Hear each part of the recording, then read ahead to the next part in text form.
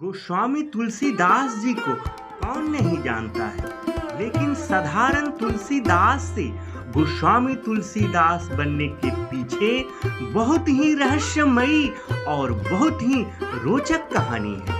तो आज की इस कड़ी में मैं आपको बताने जा रहा हूँ साधारण तुलसीदास से गोस्वामी तुलसीदास जी बनने के पीछे की असली कहानी, जिन्हें बचपन में लोग विलक्षण मानते थे और उनको देखकर अपने घरों का दरवाजा बंद कर लिया करते थे। यह कहानी शुरू होती है उत्तर प्रदेश के गंगा नदी के किनारे बसे बांदा जिले के राजापुर नामक गांव में विक्रम संवत 1954 की श्रावण शुक्ल सप्तमी के दिन पंडित आत्माराम दुबे अपने घर के बाहर चिंता में डूबे बैठे हुए थे। उनके मित्र हल्की फुल्की बातों से उनका ध्यान भटकाने की कोशिश कर रहे थे, क्योंकि उनकी पत्नी किसी भी क्षण मां बनने वाली थी। उन्हें अपनी पत्नी और होने वाले बच्चे की बहुत ही चिंता हो रही थी, क्योंकि यह होने वाला बच्चा 12 माह से अपनी माता के गर्भ में ही था और इसी चिंता के कारण वह बार बार ईश्वर से प्रार्थना कर रहे थे, हे प्रभु, सब ठीक ठाक से हो जाए। उसी समय दाई चुनिया बाहर आती है और पंडित जी को बताती है कि आपको लड़का हुआ है। लड़के के बारे में बताते हुए वह कहती हैं, पंडित जी, लड़का काफी हष्ट-पुष्ट है। जब दाई चुनिया पंडित आत्माराम दुबे को यह बताती हैं कि उस बालक के मुंह में जन्म से ही दांत है और जन्म के साथ ही उस बालक ने अपनी मुख से राम नाम लिया है, इसे सुनकर पंडित आत्माराम दुबे बहुत हैरान हो जाते हैं। इसके बाद पंडित जी अपनी पत्नी तुलसी के बारे में पूछते हैं कि बच्चे की माँ कैसी है। दाई चुनिया बताती है, आपकी पत्नी बेहोश है। यह सुनकर पंडित जी अपनी पत्नी की कुशलता के लिए भगवान से प्रार्थना करने लगते हैं, परंतु उनका स्वर्गवास हो जाता है, क्योंकि बालक ने जन्म के समय ही राम का नाम बोला था, इसलिए उस बालक का नाम राम बोला रख दिया जाता है। जन्म के समय इस प्रकार की होने वाली घटना को देखकर उनके आसपास में रहने वाले लोग काफी आश्चर्यचकित थे। कुछ दिनों के बाद पंडित जी ने बढ़िया ज्योतिषी को बुलाकर बच्चे राम बोला का ग्रह नक्षत्र दिखाते हैं। ज्योतिषी बोलते हैं, इस बच्चे का ग्रह नक्षत्र ठीक नहीं है, यह भविष्य में अपने पूरे परिवार के नाश का कारण बनेगा। जाओ, इसे कहीं छोड़कर आओ। पंडित जी पूछते हैं, क्या मैं अपने बच्चे का परित्याग कर दूं? ज्योतिषी फिर बोल देते हैं, शायद तुम्हारे लिए यही ठीक रहेगा। ऐसा बेटा किस काम का जो जन्म लेते ही अपनी माँ को ही खा जाए, वह तुम्हें भी बर्बाद कर देगा। इसके बाद पंडित जी उस बच्चे का परित्याग कर देते हैं, परंतु उस दाई चुनिया को बच्चे पे तरस आ जाता है और राम बोला को अपने साथ ले जाकर उसका लालन पालन बड़े ही प्यार दुलार से करने लगती है। मगर सारा गांव उस ज्योतिषी की भविष्यवाणी के बारे में जानता था और चुनिया का पति भी उसे उस बच्चे को रखने से मना करने लगा। मगर चुनिया उसे समझाती है कि हम लोगों का भी कोई संतान नहीं है और इसके पिता ने भी इसे त्याग दिया है। अब यह अनाथ है, क्यों ना हम इस अनाथ को अपने बच्चे की तरह ही पालें। यह आगे चलकर हम दोनों का बुढ़ापे का सहारा बनेगा। आप भगवान पर भरोसा रखिए, हम लोगों का भला ही होगा, ना कि कोई नुकसान। मगर जब 10 दिन बीतते हैं तो इनको मालूम होता है कि राम बोला के पिता पंडित आत्माराम दुबे जी चल बसे। चुनिया का पति फिर चुनिया से कहता है, यह सचमुच अमंगलकारी है, इसने अपने माता और पिता दोनों को खा गया है। मगर चुनिया फिर भी नहीं मानती है और उसका पालन पोषण करने लगती है। जब राम बोला 5 वर्ष का होता है तो उसे पालने वाली चुनिया का भी स्वर्गवास हो जाता है। इसके बाद वह पूरी तरह अनाथ हो चुके थे। चुनिया को सांप ने डसा था, जिसके कारण उनकी मृत्यु हो गई थी। चुनिया के पति के दिमाग में यह बात बैठ गई कि इस राम बोला के कारण ही मेरी पत्नी की मृत्यु हुई है, और वह उस राम बोला बच्चे को अपने घर से निकाल देता है। वह बालक के पास अब कोई सहारा नहीं था।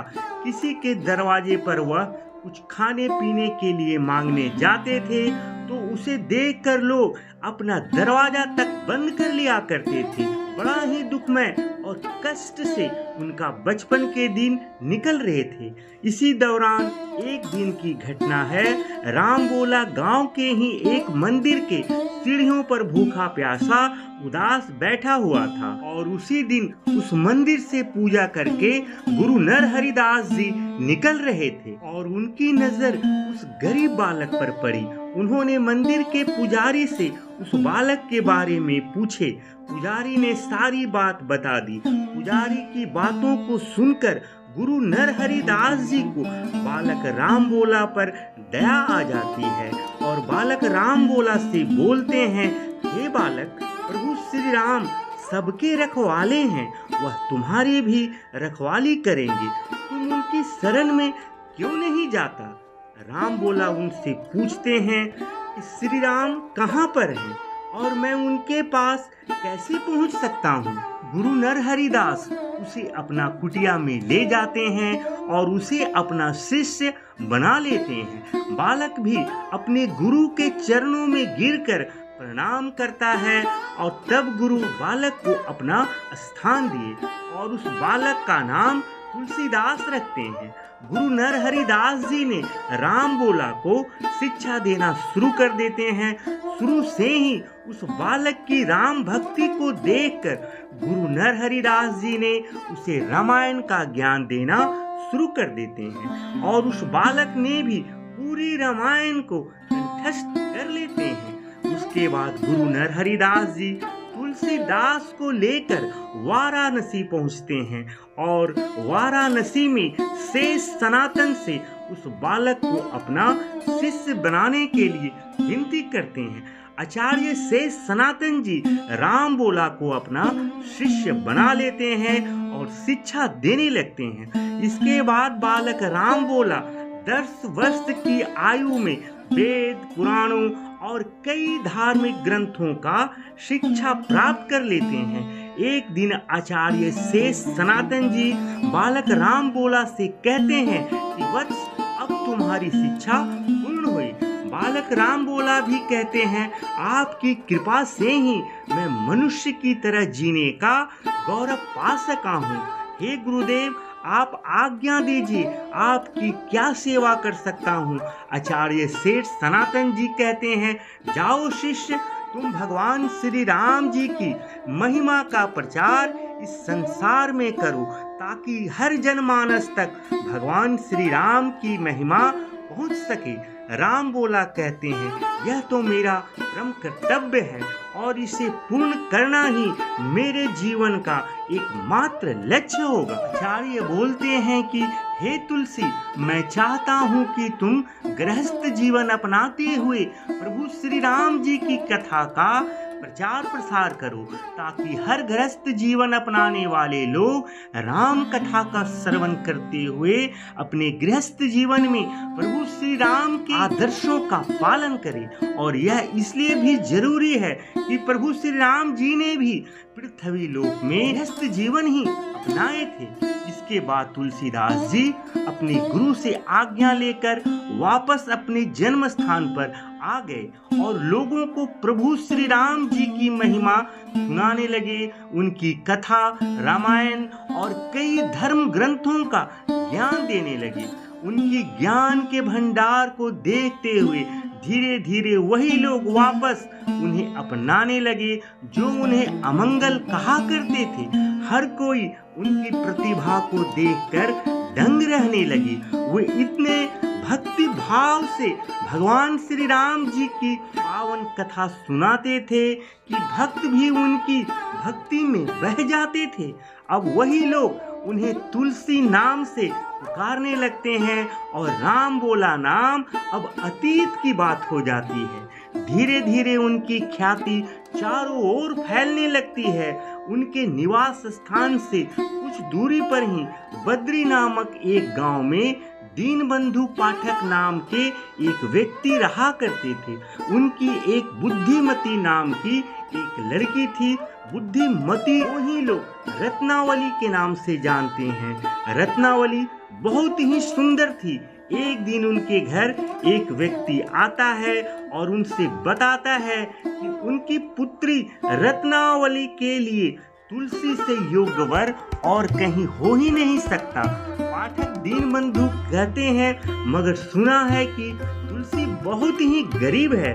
उसके बाद वह व्यक्ति कहता है कि ब्राह्मण का सबसे बड़ा धन उसका ज्ञान होता है और आज के समय में तुलसी से ज्यादा ज्ञान किसी भी व्यक्ति में नहीं है, तो वह निर्धन कैसे हुआ। पंडित दीनबंधु को भी उस व्यक्ति की बात सही लगी, क्योंकि तुलसीदास के पास ज्ञान का भंडार है। और इस प्रकार 29 वर्ष की आयु में राजापुर में थोड़ी ही दूर यमुना के पार स्थित एक गांव में अति सुंदर भारद्वाज गोत्र की कन्या रत्नावली के साथ उनका विवाह संपन्न हो जाता है। तुलसीदास और रत्नावली दोनों का जोड़ा बहुत ही सुंदर, दोनों ही विद्वान थे और विवाह के पश्चात तुलसीदास राजापुर नामक स्थान पर खुशी खुशी रहने लगे। अब तुलसीदास को अपना परिवार बन गया था, मिल गया था और वह अपने परिवार के साथ खुशी खुशी रहने लगे थे। तुलसीदास जी रत्नावली को बहुत प्रेम करते थे और उन्हें कभी अपने से दूर होने नहीं देते थे। इसलिए उनकी सहेलियां अक्सर उन्हें चिढ़ाया करती थी। एक दिन उनकी पत्नी अपनी सहेलियों से मिलकर आई तो वह बहुत गुस्से में थी। तुलसीदास जी अपनी पत्नी से पूछते हैं, आज तुमने वापस आने में इतना देर क्यों लगा दी। रत्नावली कहती हैं कि मेरी सारी सहेलियां कहती हैं कि मैंने आप पर जादू कर दिया है। यह सुनकर तुलसीदास जी बोलते हैं, हाँ यह बात तो सच है। आपको बता दूं, तुलसीदास जी और रत्नावली से इनको एक पुत्र भी हुआ था जिनका नाम तारक था, लेकिन किसी कारणवश बहुत ही कम उम्र में तारक की मृत्यु शयन अवस्था में हो गई थी। पुत्र के देहांत के बाद तुलसीदास जी का लगाव अपनी पत्नी से और ज्यादा बढ़ गया था, क्योंकि वह नहीं चाहते थे कि पुत्र के वियोग में रत्नावली दुखी रहे और तुलसीदास जी किसी भी हालत में अपनी पत्नी से अलगाव सहन नहीं कर सकते थे। इसलिए तुलसीदास जी अपना गृहस्थ जीवन और अपनी पत्नी के प्रेम में ऐसे डूबे कि उन्हें दुनिया जहान की कोई फिक्र ही नहीं रही। एक दिन उनकी पत्नी अपने भाई के साथ अपने मायके चली गई। जब तुलसीदास जी को इस बात की पता चली तो वह बेचैन हो उठे और अपनी पत्नी से मिलने चल पड़े। रास्ते में तेज बरसात होने लगी, बादलों की गड़गड़ाहट और बिजली चमक रही थी, फिर भी इनके कदम नहीं रुके और लगातार चलते हुए नदी के तट पर पहुंच गए। तुलसीदास जी के सामने उफान मारते हुए नदी थी, लेकिन उनके दिमाग पर अपनी पत्नी से मिलने की ऐसी दीवानगी छाई हुई थी कि नदी में आती बहती लाश को पकड़कर नदी को पार कर गए। देर रात जब वो अपनी पत्नी के घर पहुंचे तो घर के सारे लोग सो चुके थे। घर का मुख्य दरवाजा बंद हो चुका था। यह देखकर तुलसीदास को समझ नहीं आ रहा था कि क्या करें। उनके मन में एक ही विचार चल रही थी कि कैसे अपनी पत्नी के कक्ष तक पहुंचा जाए। तभी सामने की खिड़की पर लटकती रस्सी समझकर एक सर्प की पूंछ पकड़ लिए और उसी के सहारे खिड़की के ऊपर होते हुए छत पर चढ़ गए और अपनी पत्नी के कक्ष में चले गए। उनकी पत्नी ने जब तुलसीदास जी को देखा तो वो अवाक हो गई। वह सोचने लगी, इतना जोरदार बरसात में भी भला कोई कैसे आ सकता है, और उन्हें धिक्कारते हुए बोली, जितना प्रेम तुम हाड़ मांस से बने मेरे शरीर से करते हो ना, उसका आधा भी तुम भगवान से कर सको तो तुम्हारा कल्याण हो जाएगा। पत्नी की कटु लेकिन सत्य बात तुलसीदास जी के मन को झकझोर कर रख दिया। अपनी पत्नी के ऐसे वचन सुनने के बाद उनका वैराग्य जाग उठा और वो श्री राम जी की खोज में निकल पड़े। तुलसीदास जी ने अपना घर छोड़ दिए और 14 वर्षों तक तीर्थ यात्रा की, लेकिन तब भी उनको सत्य का ज्ञान नहीं हुआ और उन्होंने यात्राओं में इकट्ठा किए गए कमंडल में जल को एक सूखे पेड़ की जड़ों में डाल दिया। उस पेड़ में एक आत्मा का वास था। वह तुलसीदास से प्रसन्न हुई और कुछ मांगने को कहा। जब तुलसीदास जी ने श्री राम दर्शन करने की इच्छा जताई, इस पर वह आत्मा ने तुलसीदास जी को कहा कि आप हनुमान मंदिर जाइए, वहाँ रामायण का पाठ होता है, जिसे सुनने स्वयं हनुमान जी कोढ़ी के भेष में आते हैं। तुम उनके पैरों में गिरकर मदद मांगना, वह तुम्हारी जरूर मदद करेंगे। तुलसीदास जी ने प्रेत के बताए अनुसार हनुमान मंदिर में पहुँचे और रामायण का पाठ सुनने लगे। उन्होंने देखा कि एक कोढ़ी रामायण कथा सुनने में मग्न है। तुलसीदास जी समझ गए और वह उनके पास पहुंच गए। तुलसीदास जी उनके पैरों में गिर गए और उनकी स्तुति करने लगे। हनुमान जी तो दयालु हैं ही। इसके बाद हनुमान जी ने उनको वास्तविक रूप में दर्शन दिए और जल्द ही प्रभु श्री राम जी से मुलाकात करवाने का वरदान देकर अंतर्ध्यान हो गए। कुछ लोग यह भी बताते हैं कि तुलसीदास जी चित्रकूट के घाट पर रहा करते थे। स्नान करने के बाद एक पीपल के पेड़ में वह प्रतिदिन जल दिया करते थे। एक दिन जब वह स्नान करके पीपल के पेड़ में जल दे रहे थे, तभी अचानक उन्हें पेड़ से एक प्रेत आत्मा निकलकर सामने हंसता हुआ खड़ा हो गया। प्रेत ने तुलसीदास जी से कहा कि मैं बरसों से प्यासा था और तुमने मेरी प्यास मिटा दी, मांगो तुम्हें क्या वरदान चाहिए। तुलसीदास जी ने प्रेत से कहा उन्हें कोई वरदान नहीं चाहिए, उन्हें बस अपने प्रभु श्री रामचंद्र से मिलना है।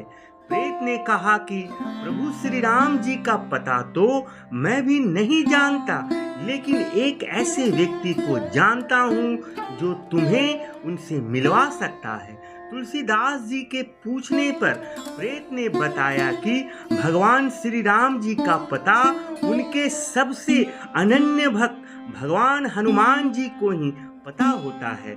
ऐसे में आपको हनुमान जी से ही मिलना चाहिए। तब तुलसीदास जी ने प्रेत से हनुमान जी का पता पूछा तो प्रेत ने कहा, यह तो बहुत आसान है।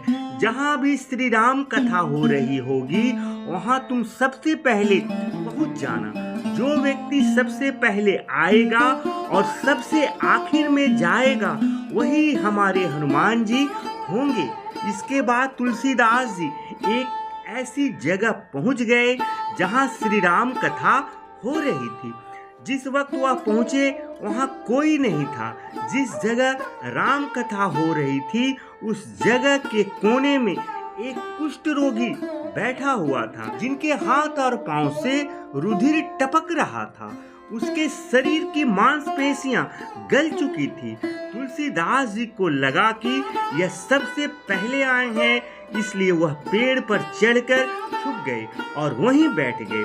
इस दौरान बहुत सारे लोग आए, राम कथा हुई। राम कथा समाप्त होने के बाद तुलसीदास जी वहीं बैठे रहे। जब उन्होंने देखा कि सारे लोग चले गए हैं, केवल वही कुष्ठ रोगी वहाँ बैठा हुआ है, तब तुलसीदास जी सारा माजरा समझ गए और जाकर कुष्ठ रोगी के पैर पकड़ लिए।